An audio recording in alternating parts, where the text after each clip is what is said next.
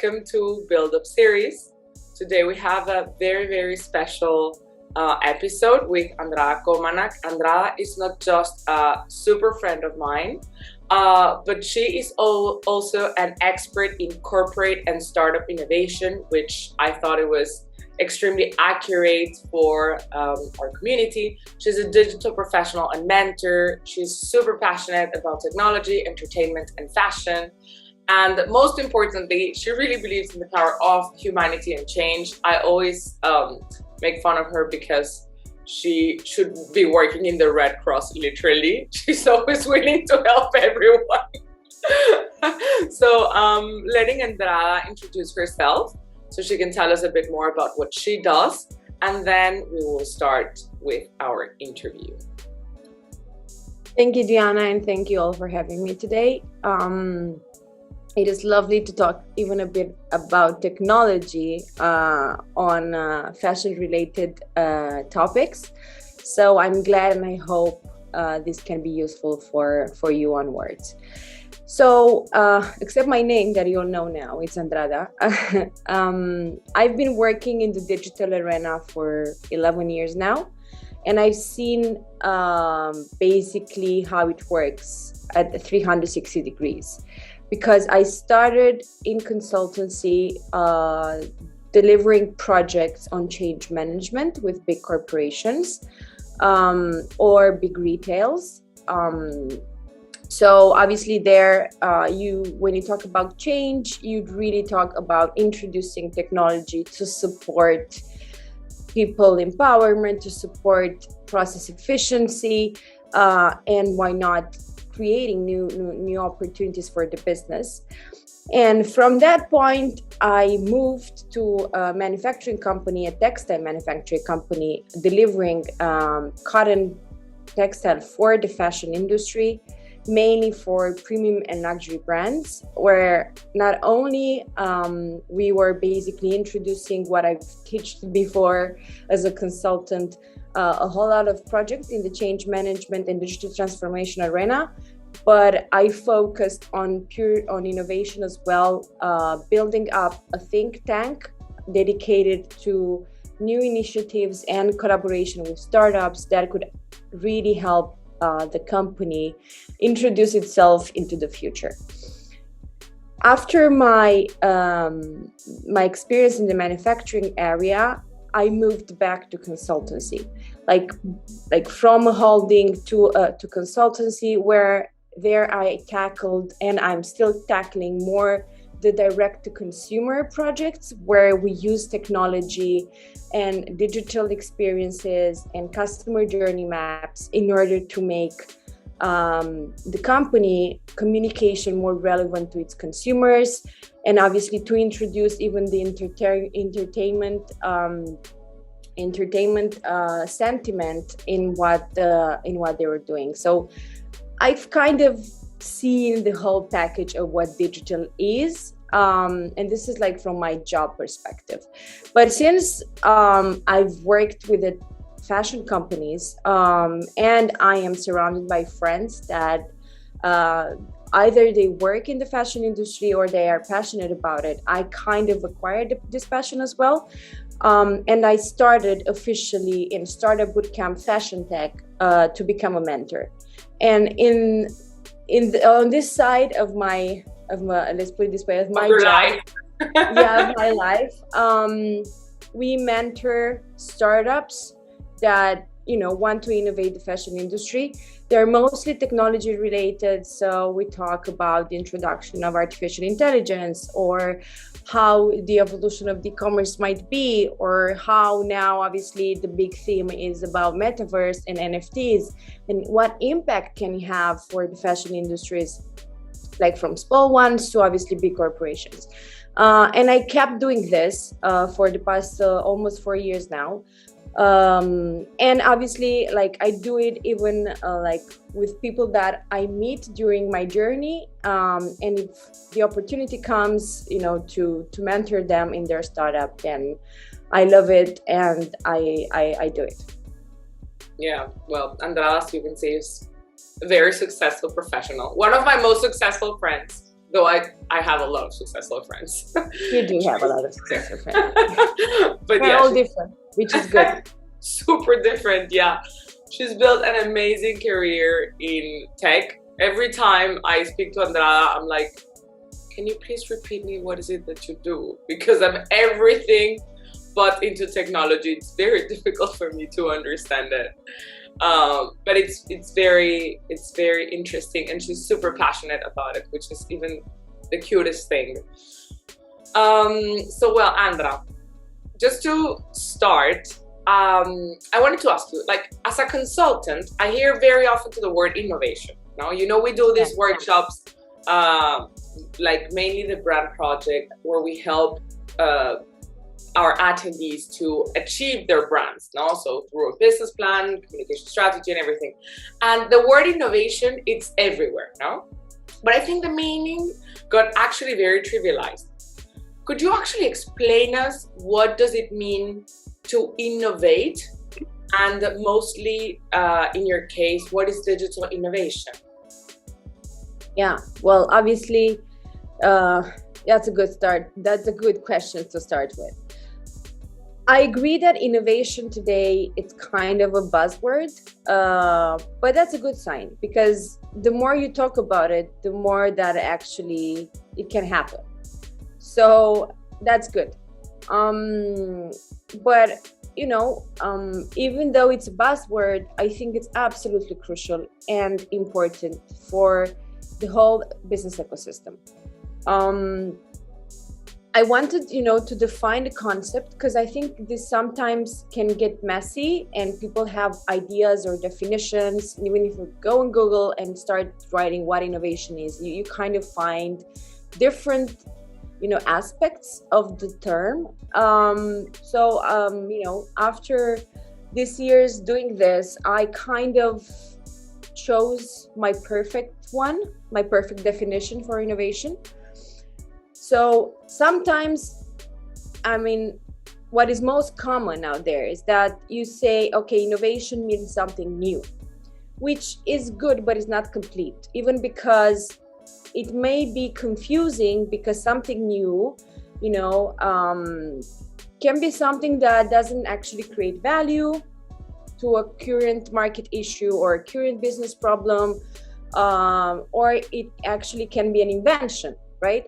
So inventing new things can be confused many times with innovation. And this is not our case, because by definition, my definition or pieces that I put up is that innovation is the process of creating value by applying novel solutions to meaningful problems. And here I would underline the meaningful problems. Like the fact that, I don't know, you have your house red and you want it to be white, it's not a meaningful problem.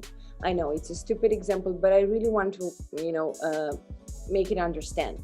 Meaningful problem today, probably the most common, especially in the fashion industry, is how can I make my business sustainable? And this is a big question and very important. And, you know, and the answer today that some of them call it innovation, I don't, is greenwashing. So it's not a solution to a meaningful problem.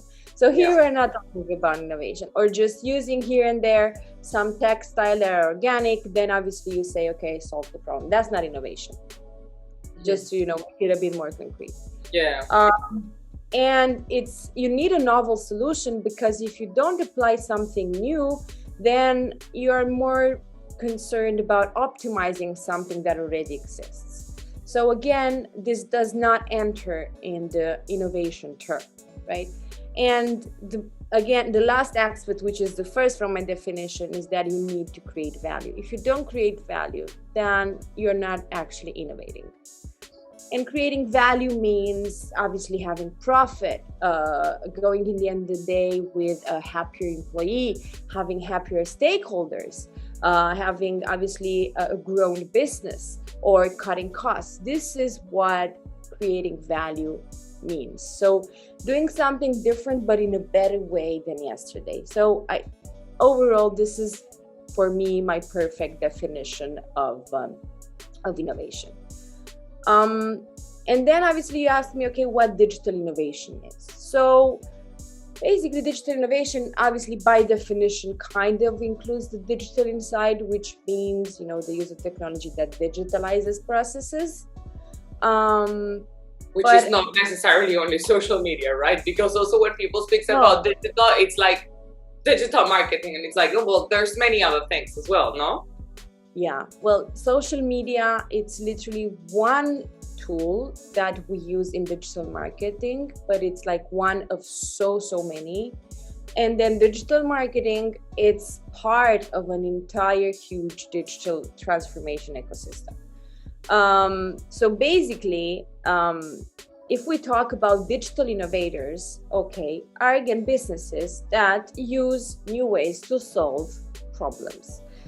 And digital transformation, because there are like different words that we hear. Digital transformation is the process, one of the processes that we switch to in order to innovate. Mm-hmm. It's not the only one, thank God, but it's part of.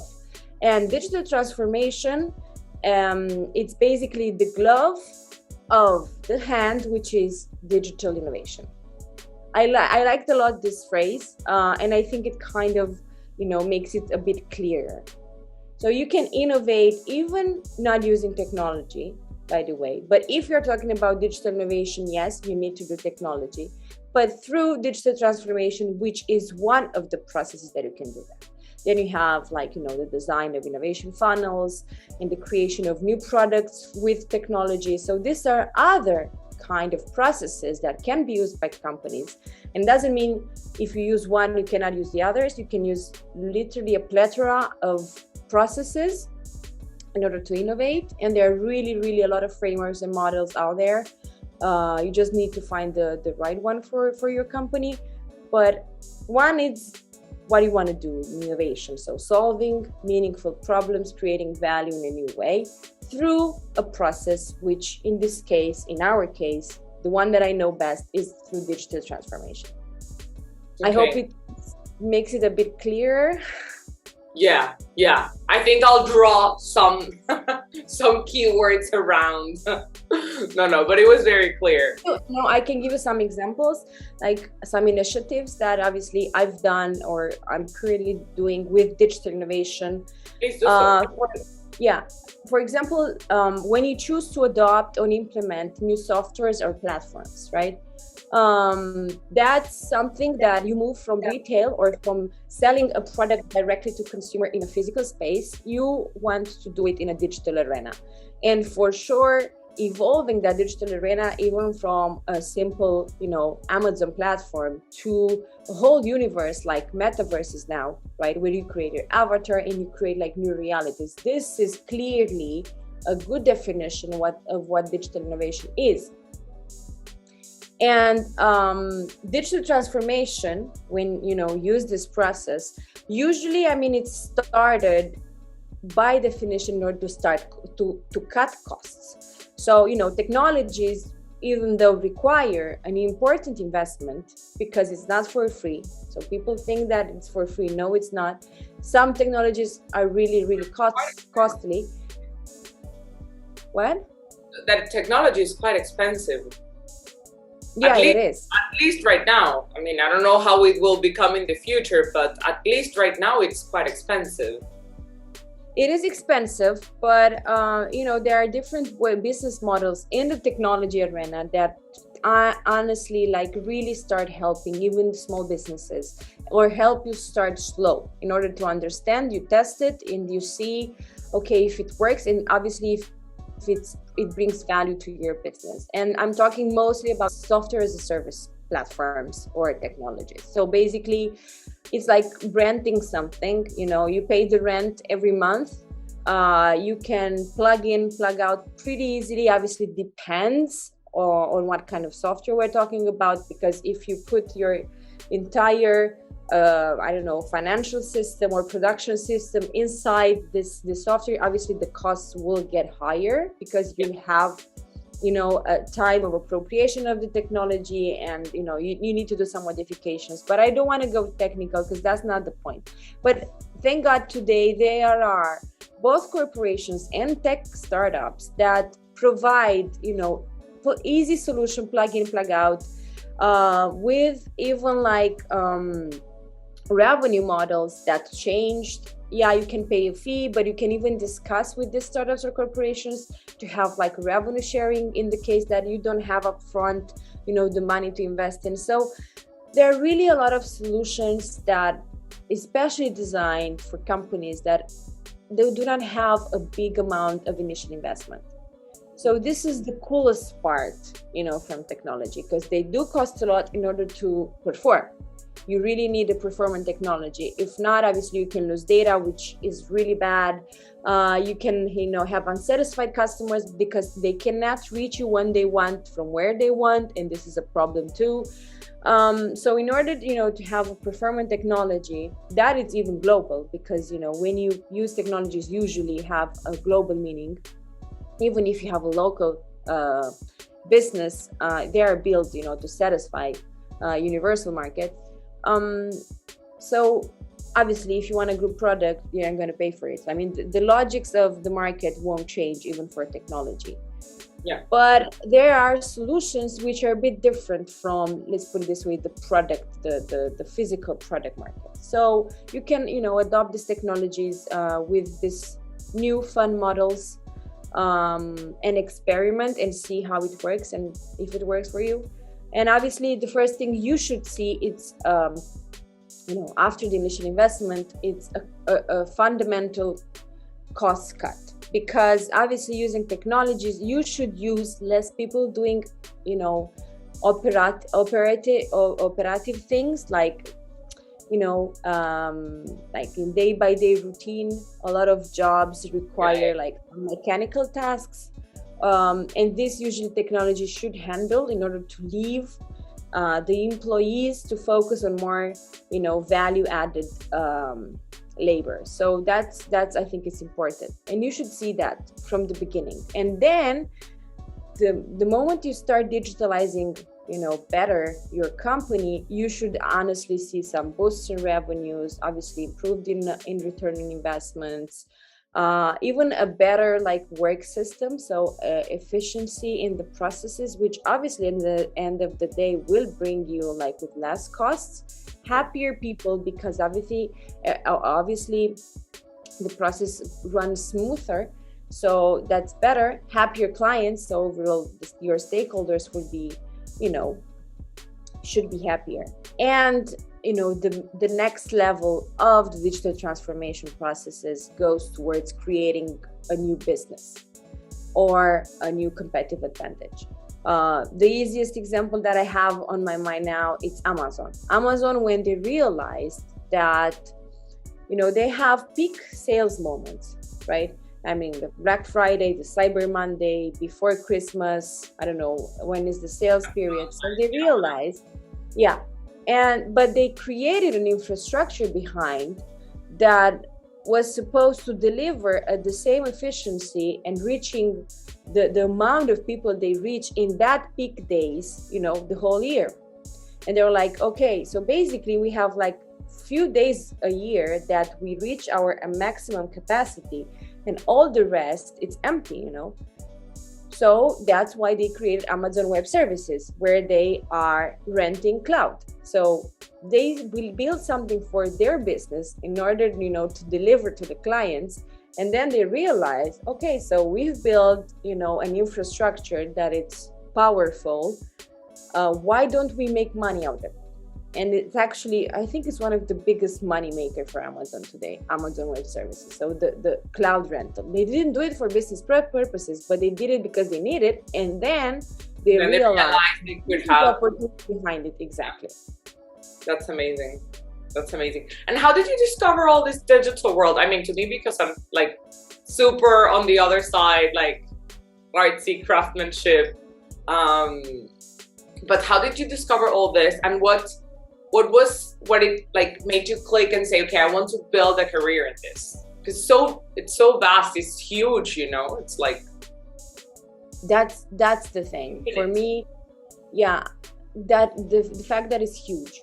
There are people that try to be very good in one specific thing. I try to be good or somewhat good in many things. Like I'm very curious. I don't want to get bored. Like this is a personality trait. And I mean, when I was in high school, I studied physics a lot. I really actually enjoyed it.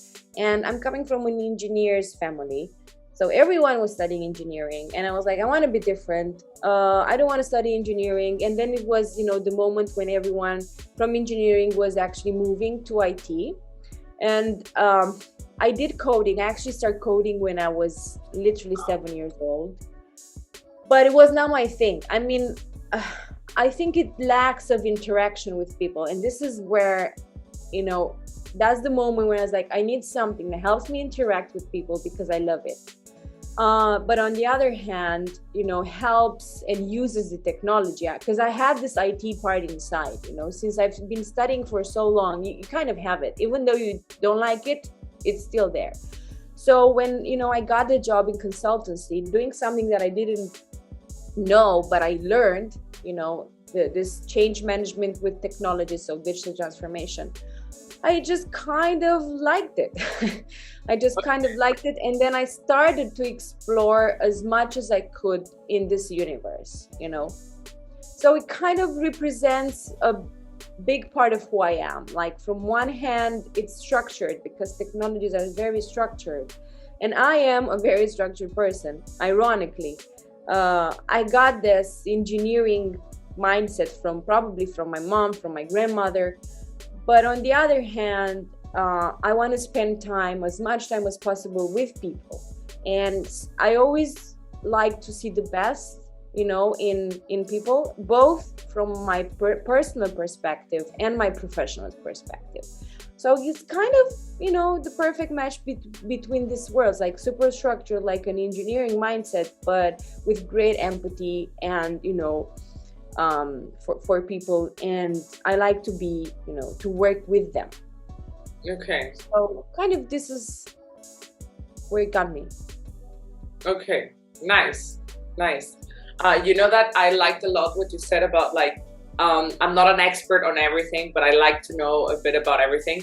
I relate very much to that and to a definition that Yvon Chouinard, which is the founder of Patagonia, said, because in his book, Let My People Go Surfing, he defined himself as an 80%er. So he was like, I don't want to be... I'm like him. Yeah, I loved it because I was like, I'm exactly like this. Well, I want to be like him, but I'm not. But no, we are similar from this point of view. I'm not comparing you nor myself to him whatsoever. Let's be a bit lovely, yeah. Yeah, but I think it's amazing. When I read it, I was like, this is who I am, actually, because most people are like, oh, you need to be the best at this. And I'm like, I mean, I don't need to be the best at that. I want to be really good at it and to be really good at other stuff. Also because if not, I get bored. Well, I mean, there are like even natural traits in each personality, and that in our professional life, we kind of tend either to develop or to destroy. Depends basically on in which environment we kind of end up, and if in this journey, professional journey, I mean, we have someone that believes in some of our traits and help us develop it. Probably even that's where my mentorship part comes. Like, I've seen, unfortunately, a lot of professionals getting destroyed by very bad culture, right, inside companies, and bad application of management. And this is something that bothers me so much. So I really don't want to do that. So I don't know what I want to do, but I know exactly what I do not want to do. How I don't want to act, how I don't want, to build a team or to create a culture around myself, because you can create even in like big companies microcultures, and this is something, you know, especially today, it's so powerful. And by the way, innovation is something that doesn't allow you to be perfect. You know, I mean, a phrase that I always use: done is better than perfect. Because the moment you're doing it, you will have time to perfection it, but you have to run. You know, you have to keep going. You have to keep going. And innovation won't forgive any of the delay. Innovation is really quick. I mean, why we're talking probably around the world, exactly, there are other new things coming. Yeah. We don't have time to be perfect. We are not doctors. We are not, you know, working in astrophysics or things like that, which obviously requires that kind of perfect knowledge. You cannot do mistakes there. In our environment, I might say we are allowed not to be perfect, but we are not allowed anymore to be late. Yeah. You know that I actually do. I say the same in design, like for brands, like I'm mentoring also, like to start, or to people who actually reach out just to tell me like, but what if they copy the design? I'm like, you don't have to worry, you know, you just have to put it out there, because if you leave it in the drawer, then the idea never matures. It always stays there, and maybe you think it got to the best point, but it gets always better and better. Like it always have many ways of improvement. Of course, this is from a design perspective, but it's the same with technology. Yeah, I mean, design, I love design. I cannot draw not even, I don't know, flower, but it's something I love and I appreciate. That's why probably I surrender myself with, you know, these beautiful minds as you are as well, because it's something that I'm really bad at, but I appreciate it. And I actually, I mean, I studied, for example, design thinking, right? It's a practice that comes from design, and I learned it from you. I mean, I learned it from you, and then I did a course. Yeah, and then, you know, I used it in for innovation processes, or, you know, because you see, that's the beauty of it. Even though I'm really bad at design, but I used that mindset that is so crazy and important in innovation, technological innovation. So that's beautiful. Yeah, which is problem solving, basically. Yeah, but in a better way, right? Yeah, of course, because you think about people when you do it, because that's what a designer should be doing, by the way, for everyone here like listening. It's not just about aesthetics, it's about solving a real problem. That's beautiful. Yeah, that's what differentiates us from artists. Artists do aesthetics, that's whatever that means, you know, it can be pretty or ugly to you, but designers, they do useful things that can also have, like, the best thing is if they're also pretty, whatever. So you have to apply the innovation definition as well. You do, you need to create value and solve meaningful problems. Yeah, very much, yes, exactly. Then I'm going to copy yours so I can put it there. Go ahead. I'll do it as a quote by Andada Comanac. So Andra, just to get more in the fashion industry, but as a digital expert, what are the weak points you see in the fashion industry in terms of digital innovation, and how are brands coping with this transformation? And what do you think it's still missing in the fashion industry, which I think is a lot, respect to other industries? Because, well, I mean, fashion industry is not most advanced technologically wise. Well, you know, it wasn't until 2 years ago, in the sense that COVID, you know, obviously it's horrible because we're living a pandemic right now, but it has some bright sides. So I'm going to be optimistic and look at the bright sides. And one of these bright sides was that the push it gave to companies, fashion industries, in fashion companies as well, is to really force the innovation and the digitalization, because there was no other way to reach your customers. Not only because you had to sell your product, but you had to communicate with your customers. And the only way possible, even to create a one-to-one communication, so I'm not talking about TV ads, where obviously, you say who you are, but they had to, speed this up. And this actually was one of the few good things coming out of this pandemic. And, I've seen the numbers, and every year, basically from 2019 to today, I mean, even the number of startups dedicated to the fashion industry are growing exponentially. And this is something amazing, because there is a need, huge one, because, fashion industry is really, really peculiar. I've learned that you cannot put labels on such a complex industry, because depends on where they are positioning, and it's a mix of art and design and business, and they create aspirational communities, something that you want to be part of but you can't, or something that you want to be part of and kind of you through the years you managed to arrive there. It's really complicated, but I'm gonna stick with what I know. So since I work with startups, I'm going to talk about the startup environment. That usually it's used as a very good indicator for the innovation status of the industries. Fashion industry, it's not there yet, because I'll give you an example. Like, out of 35 unicorns that have a value more than 10 billions, only 2 unicorns are in the fashion industry, right? So you're speaking about 35 startups. Unicorns, you mean like as a very unique thing? And unicorns are, by definition, unicorns are the startups that achieved a 1 billion market capitalization. And out of this 35, I picked the biggest one, which actually achieved 10 plus billion market capitalization. So we're talking about, how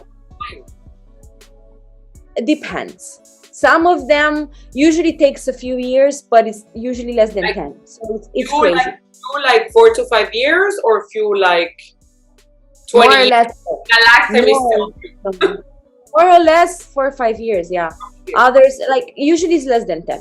I mean, okay, and out of this 35, 2 are in the fashion industry. Only 2 are in the fashion industry, and one is actually Shein.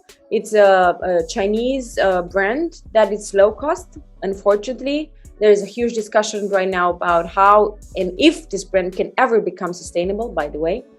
And another one is called Fanatics. It's an American e-commerce platform. So you see tech and, let's put it this way, a brand, but it's a low cost brand. And I mean, I did my research. I'm not 100% sure it's the best source that I found, but out of 800 unicorns this year, so I repeat, unicorns, it's when your market capitalization is equal or above 1 billion, exactly. So again, out of 800, only 29 are in the fashion industry, which is nothing, yeah. And I'll give you the examples because the names, I mean, there are startups. Savage X by Fenty, so the Rihanna lingerie brand, which, by the way, I love. It's a startup. It's part of these unicorns. Vestiaire Collective that we know, it's selling second-hand or vintage, luxury products. Rent the Runway, so, the platform that helps you basically buy or rent the products that you see on the runway. Glossier, Allbirds, the sustainable shoes that actually even Skims by Kim Kardashian. This is some of the 29th unicorns that I'm talking about. But I'm sorry, don't you think that like Rihanna's or Kim Kardashian's brand are there because they're Kim Kardashian and Rihanna, and not necessarily because of innovation? I don't know what's the innovative part about the brand, but my question is, like, of course, if you're Rihanna and you launch a brand, then you have a lot of chances to succeed. Yeah, obviously having an important ambassador behind it makes you reach, if necessary, and I will discuss why the success earlier than others. This obviously is true because it's a powerful marketing instrument. Yeah, I mean, you have the public already in house. You just put a post and you. But I will take the example of Rihanna, because she actually first opened a brand with Fendi, and they, after a few years, if I'm not wrong, after 2 years, but again, take this information and check it out, they closed it because it wasn't a success. But when she created Savage for Fenty, basically it's a lingerie brand, and finally spoke to the people out there. I think it's one of the most authentic brand in terms of inclusion and diversion. It's the first time that I saw on social media, all types of skin, all types of sizes, like empowering women and men to feel sexy, like the LGBT community. They have a crazy marketing, marketing strategy. There is nothing that I don't love about that brand. And I understand why it is what it is. So they kind of created something that in the past, the same Rihanna failed to create with Fendi. Yeah. And others like Allbirds or Glossier, I didn't mention Glossier, they're like powerful, product platforms, or products that are really, they deliver what they communicate. Like Allbirds, it really delivers a product that is sustainable. And as you can see, I know our viewers will check how many sustainable brands are there in the fashion industry, you're going to be wowed that the number is very low.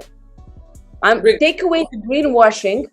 Like nothing. Because even before the pandemic, it was like 90% of what the brands were saying, that there were already very little ones speaking about sustainability. And around 90%, it was all marketing, which from a perspective, I understand, in the sense that you need to prepare the consumer. But on the other one, of course, it's just an advantage they're taking because people don't know about it. So since the common, let's say, public, it's ignorant about what sustainability means, to them it was just taking advantage of what people just don't know.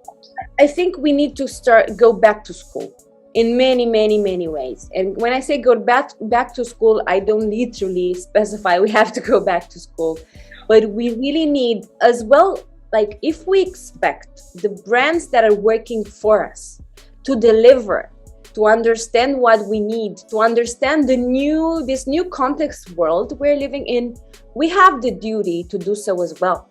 We should learn we should start learning more about what is Greta Thunberg doing? Why is she doing what she's doing? Why, we are talking so much about sustainability? Why are we talking about blockchain? I don't know.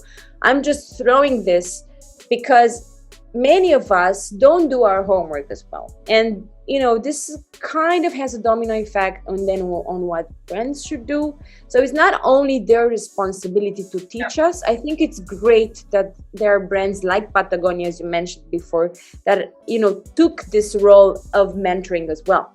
They're teaching us how you can do things better and with respect to the environment and with respect to the people we're working with. But it's not only up to the brands to that. It's even up to us. It's our right to ask for it. But we cannot ask for it if we're not prepared enough. So, we should tackle this and use, no matter what kind of company we are, if we're a startup, if we're a unicorn, if we're a big corporation, we should use the power of the digital because it's really, really an axis for growth. But it's it's an habilitator. It won't solve the problems we have. Yeah, it will habilitate us to do better. And I asked you about who is watching this podcast, and I thought about that. Probably most of your viewers would be like, yeah, but she's talking about big things or big brands. We don't have the money. We don't have the attitude to do something like this. We are like more artisanal, or I don't know. So I thought about this too. And since you asked me, okay, what is digital innovation and what is missing in the fashion industry? There is one thing missing, and it doesn't actually has to do per se with digital. I mean, digital will help you to get it better, but the problem resides somewhere else. And this is what I've seen in other industries, and I haven't seen in the fashion industry, is how you actually deal with your customer in terms of relationship. So we are kind of used with the loyalty programs from the supermarket or the loyalty programs from our telco provider, or the, I don't know, when we buy an automotive. Yeah, when we travel, when we buy a car, we've seen that this is something, I don't know, for usually media is really good at this, but I haven't actually seen this developed in the fashion industry. And I'm not talking about the e-commerce platforms, because they are just a point of sale, but I'm really talking about the brands. I mean, brands, I think they have so much to do in the relationship area. And I think here's where small brands can really make a difference, because you have the fortune to kind of start building a one-to-one relationship with your customer, and which is actually different from, you know, a big brand that obviously it's focused mostly on digital technologies in order to enhance the relationship. So what is for you the relationship you're building with your customer? How do you create its loyalty? It should not come only because you have good products. It should come from way more. And there are other industries that are teaching this, and you should literally like kind of copy and paste and obviously readdress it a bit and reshape it. But I think this is a key element that should be tackled, especially by the smaller brands or the craftsmanship brands, because they can create this loyalty programs or loyalty create a relationship based on loyalty with their customers, and don't think only because they have a better product or a good product it's enough, because it's not. Yeah, that's interesting. That's very, very interesting, because I think that exactly as you said, like the people watching this section, this build-up series, usually I wouldn't say that they don't think high enough. They all want to have big brands, but I understand it because I was once there. Like my mindset was too much of like almost like homemade, because I didn't know how to become bigger. Yeah, so we'll discuss about this, because I mean, I know that you're going to ask me something related of how you basically, you know, you can grow your business, and that's a very important point that we should actually focus a little bit more and dedicate a few minutes. Okay. Then I'll leave it on a side. And and could you give us some examples? Well, right now you spoke about Rihanna's, like all the brands you said, but is there any specific example that you would like to share in terms of digital innovation, but in the fashion or footwear industry? Yeah, well, obviously, you know, that's my turf. So this is where my game's at. I'm just gonna name a few from, you know, that obviously I love. They're coming from big brands, and then I will try to, you know, pick something that I've seen in my startup journey. So in terms of purely digital innovation, I mean, obviously I will start with Balenciaga. I mean, Balenciaga is the first fashion brand that created already a team dedicated to the Metaverse universe. Whether you believe it or not, it doesn't matter. They are like stating that they're playing the digital game. They want to be there, and they want to invest in this. So I think that's, you know, that's innovative. Again, another brand that it's famously recognized as the best in digital arena, it's Gucci. And they actually did not only with the consumer, you know, through, I mean, they created their online games. They created this immersive fashion shows.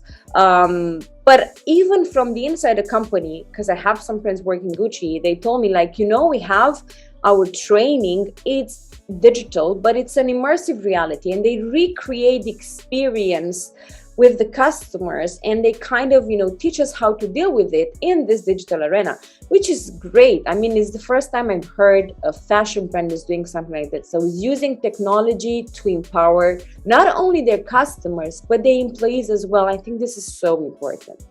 Now obviously we know that LVMH, Prada and Cartier, they together developed a project called Aura. Aura is basically a blockchain dedicated to the luxury goods. The main objective was obviously transparency and traceability of that goods. I mean, we all know that especially luxury brands and in terms of products like accessories, so shoes or handbags, suffer a lot of counterfeit. So even though they do have certifications that sometimes are easily copied, they really wanted to use the blockchain technology that obviously we've known from the crypto market, and use it for the products and say, okay, I'm going to trace everything I'm doing in order to prove to you, my customer, one, that is original. So it's unique and it's original. And secondly, where is it coming from? I am luxury. I'm talking about high-end production, the best choice of materials, the best way, and the best companies, production companies. And I want to prove that. I want to trace that. I want to show you. I want to be transparent. And I think this is, something that I actually love. And the last example that I'm not sure of if it's a good or bad one, it's that Burberry launched last week, literally a few days ago, a reselling program. So basically, they entered this, this moment of selling second-hand products. So this is basically tackling Burberry a big hand, I guess, no? This is what Burberry did last week. There are other brands that already are doing it on purpose. Yeah. They found a technological partner. It's called My Wardrobe. So they are like an e-commerce. So they're going to resell, or like products that were not acquired. So they're going to take care of this market by themselves. It's a rental and resale program. This obviously tackles more the sustainability arena, in order not to, if you want to rent, it means obviously that the product has a long time on the shelf, or it can live a long time in your wardrobe. So why not doing this? I don't know. It's I love the idea of renting or reselling the goods, but I don't know if I can trust a brand, actually a premium luxury brand that tells me he will do it. Anyways, this is something, but I wanted to to show you that the new thing is coming, but you don't know if it's going to work. That's what you don't trust. Yeah, exactly. But again, I mean, this is, you asked me some digital innovation examples. These are like few big ones. Probably, even though we know the brands, we didn't know what they were actually doing. But I will go into the startup reality, because this is something that probably your viewers really don't know. And obviously when you talk about fashion tech, it's everything related with technology. So in this path, I've never encountered like a new way of designing a product, or brands that promote themselves of being, more creative, or using, patches of textile and doing something wow. So I always encountered someone that uses technology to make, its business better. But some of them are really nice in the sense that some of them of the startups really want to, digitalize the design process to make it more sustainable, especially in the prototyping arena. So in order, to produce a lot of products, when you prototype, they want to kind of, make the digital environment. Yeah, like 3D renders. Yeah, a modus operandi, and I think it's good. Obviously, there's a lot of use of artificial intelligence in this kind of startups because, they have to learn as much as they can your style, how you want to produce this, how you want to design it. So this is something really nice that I've seen. There are others that are focusing more on the use of a personal stylist, but it's an avatar personal stylist. So it's everything based on, again, artificial intelligence. I've met the guys called Style DNA or Viume. So again, these are startups that are doing this. Others, they really want to create the e-commerce, the most sustainable e-commerce in the fashion industry. I'll give this name. It's called Renun.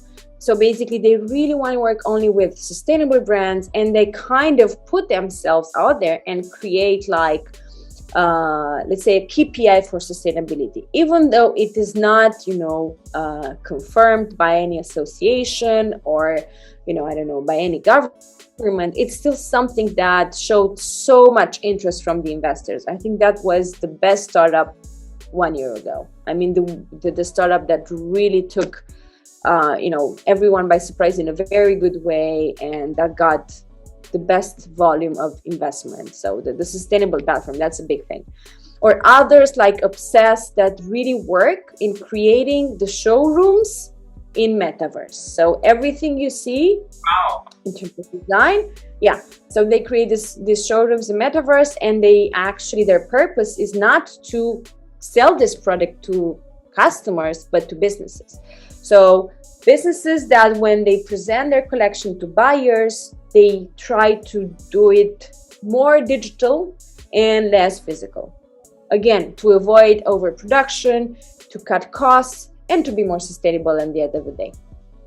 Yeah, and this is out of scope, let's say, but for those who actually want to know more about digital innovation, where can they read about this? Like, for example, if you like fashion, and you're a very new person to it, you could read something like Vogue or Vanity Fair, something super easy just to know which brands are out there.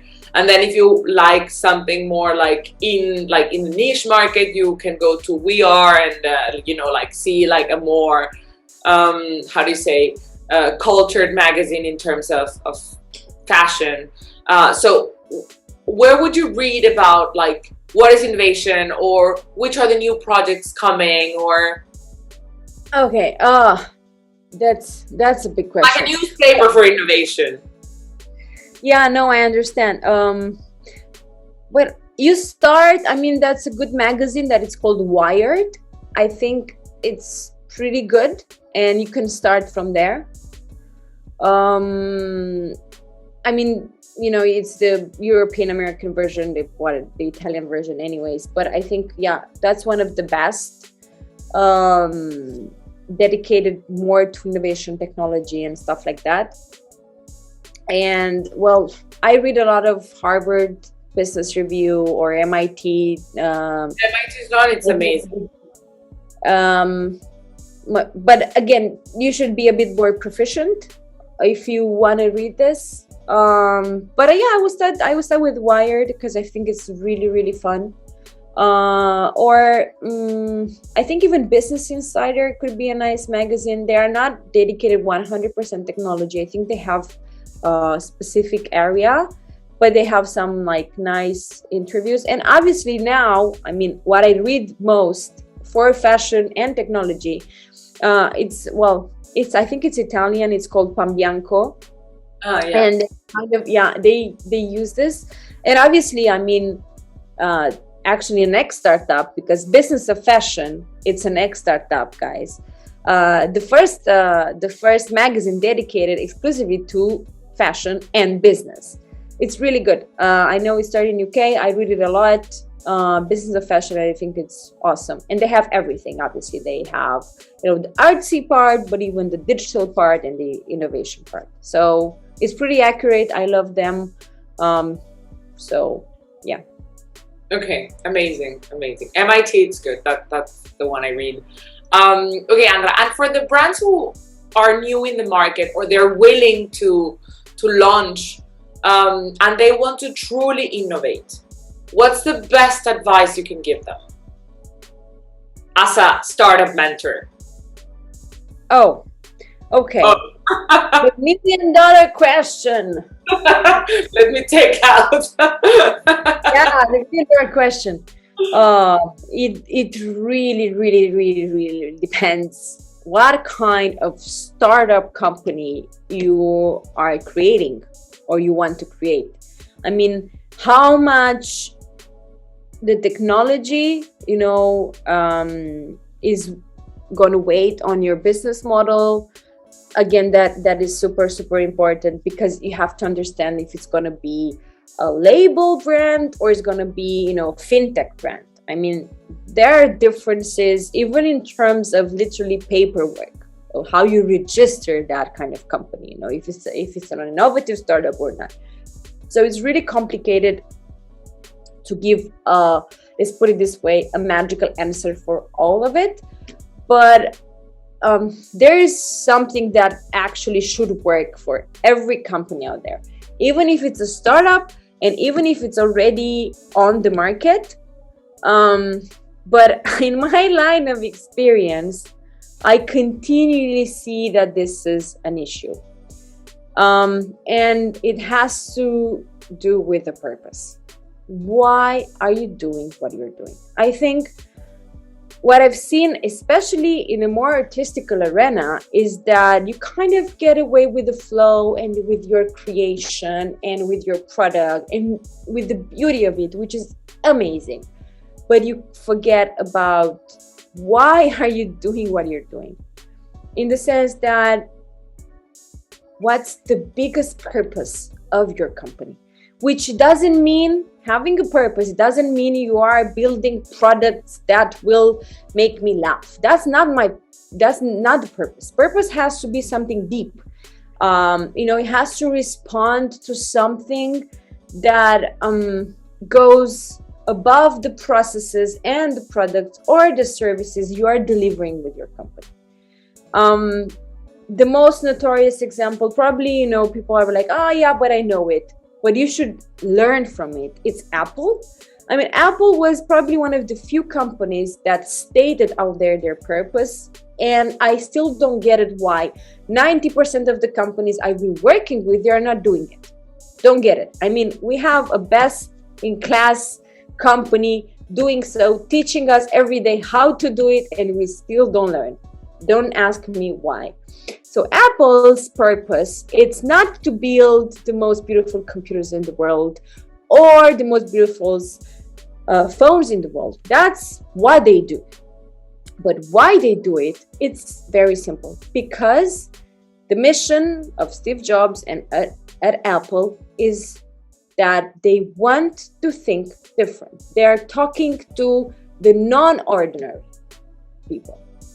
So I think that's beautiful. I mean, it's so simple, but it's very powerful, because you don't see, they are not mentioning the product, they are not mentioning the process, they're not saying the best design, the best, PC and stuff like that. But they wanna, they are doing it because they are talking to the people that think different. And that's, again, their purpose. And I think that you should take this, and use it in your company. And especially if you're a small one, it should be even easier. But you have to understand your why. Start with why. Another person that I'm following a lot, he's an international speaker, mentor. It's called Simon Sinek.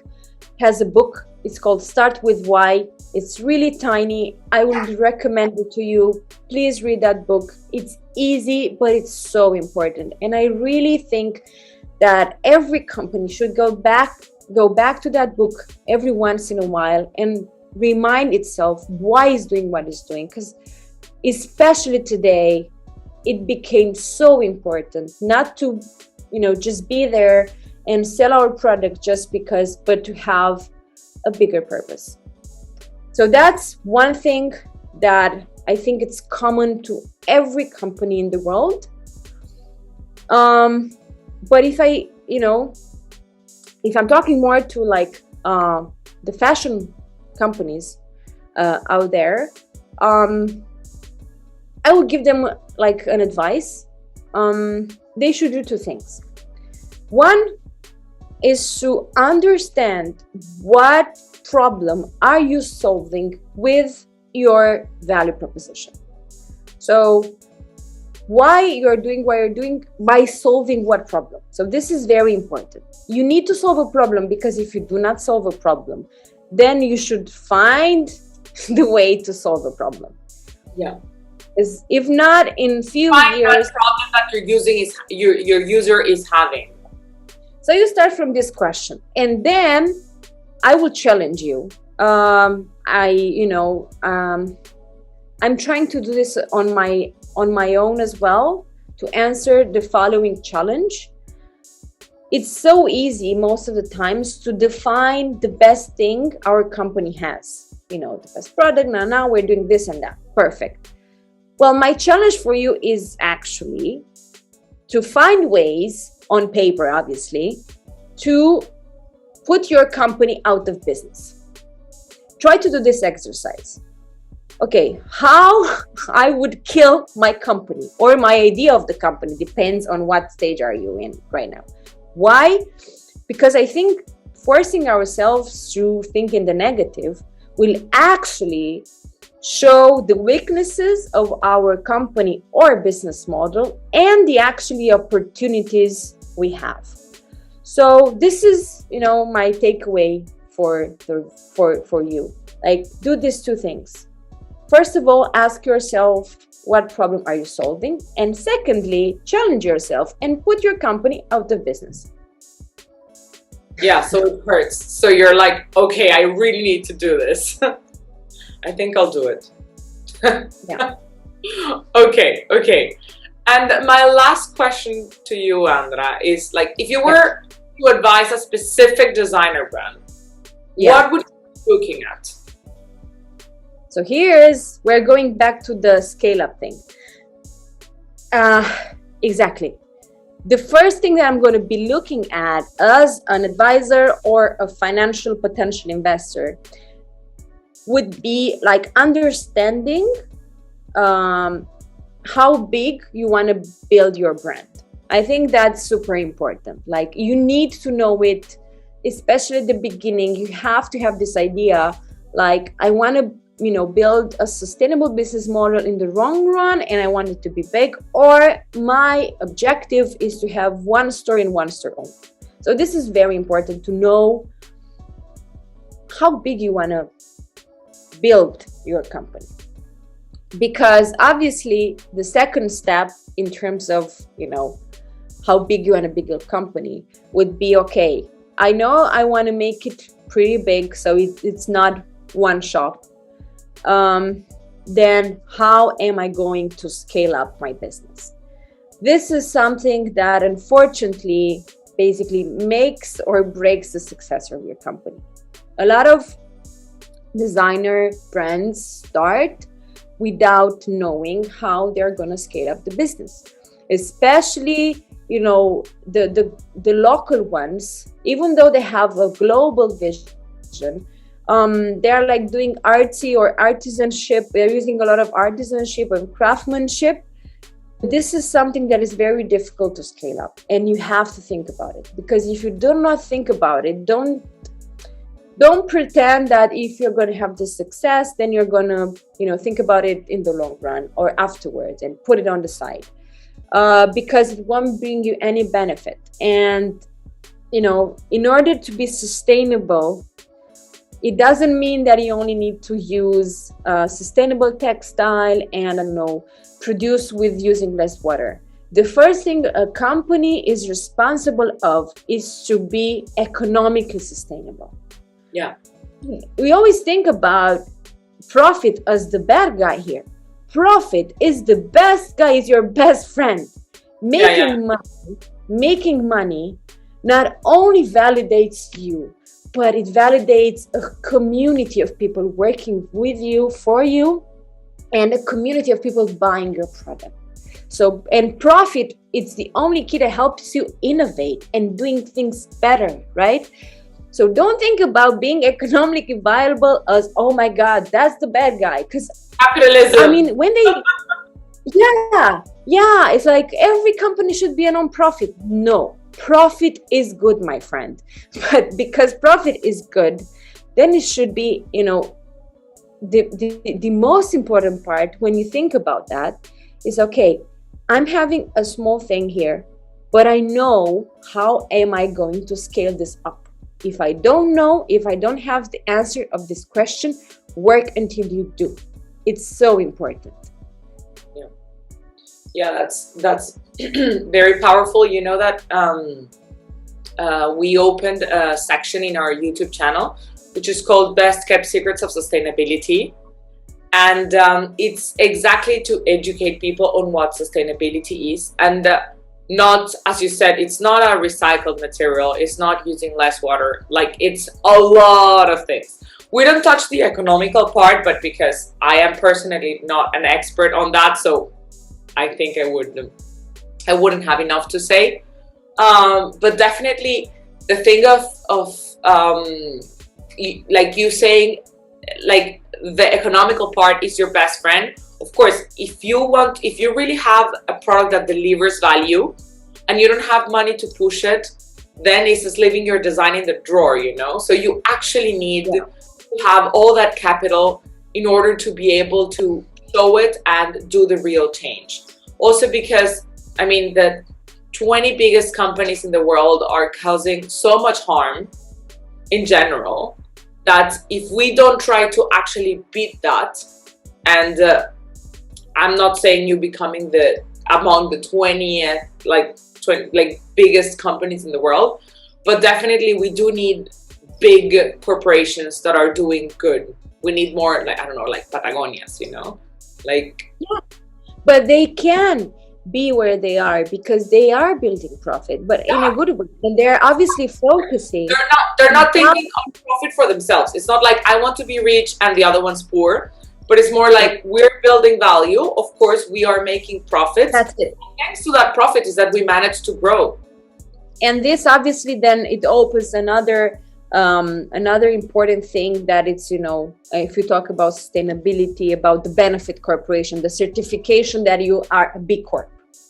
And there is something that obviously you can apply for, even though you're a tiny company or a big company, and it tackles the idea of creating value for the entire ecosystem, thus for all the stakeholders you're working with. So investors, your employees, the people you are working with directly, indirectly, so suppliers, distributors, you know, the entire ecosystem of stakeholders. You are trying to build the best business, you know, in the best possible way. It's not like having a hotel and throwing trash in the water.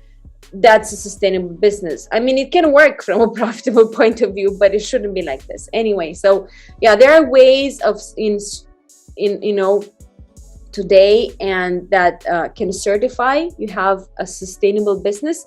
But part of the sustainable business is you making money. And we should never forget that the biggest responsibility, you know, an entrepreneur has, is that it should take care of the families that, you know, works for him or for her. Yeah, exactly. Yeah. The first way in us being sustainable, helping other families, staying in the business, you know, bringing money to the table. And that's so important. And from that part, when you're done, then obviously you focus on the rest and how to do this work better, to respect the environment, to respect the people you are working with, again, in the distribution line, supply chain, so important. But the first thing you have to tackle is this, how to be profitable. And in brand label cases, how to scale up. Please don't forget that, because it's so important. Yeah, amazing. That's a good one. Thank you, Andra. Thank you. Well, I think we will need many more talks. Actually, during the pandemic, we did 3 regarding sustainability, which are still in our YouTube channel. It was super, super, super insightful. I always love speaking to Andra because I feel like how tiny I am, but not in a bad way. It's more like, oh, I still have so much to learn. And we all do it. It's not just me or so it's always lovely listening to Andra when she starts. Also, she gets so passionate about it. Mostly if you get her with a glass of wine. In there. Now I have a cup of coffee, so great. Early morning. Amazing. Thank you very much, Andra. Like, super appreciate it. And thank you everyone for listening to us today.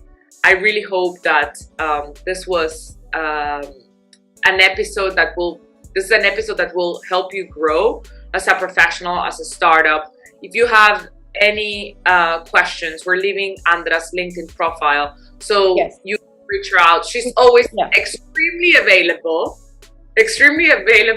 plus a night owl that doesn't sleep, so she's also awake in the morning. So write her down anytime and she will always be there. It's not a joke that she loves helping people. And if you have any questions, you can also type them down in the comments, and we'll make sure that Andra replies to all of you. Remember to like, comment, subscribe to the channel to be up to date with the new episodes. We always have new ones coming in. So thank you very much to all, and mostly to you, Andra, that dedicated a full hour in the morning to us. That was my pleasure. I hope they're not annoyed. I know I talk a lot about technology, but I think, even though you are a designer, you should kind of know why it can be useful for your business and how it actually can help you grow, even with little money. Yeah, amazing. Thank you very much again, and see you in the next episode of Build Up Series, or Best Kept Secrets of Sustainability, or anything from our YouTube channel.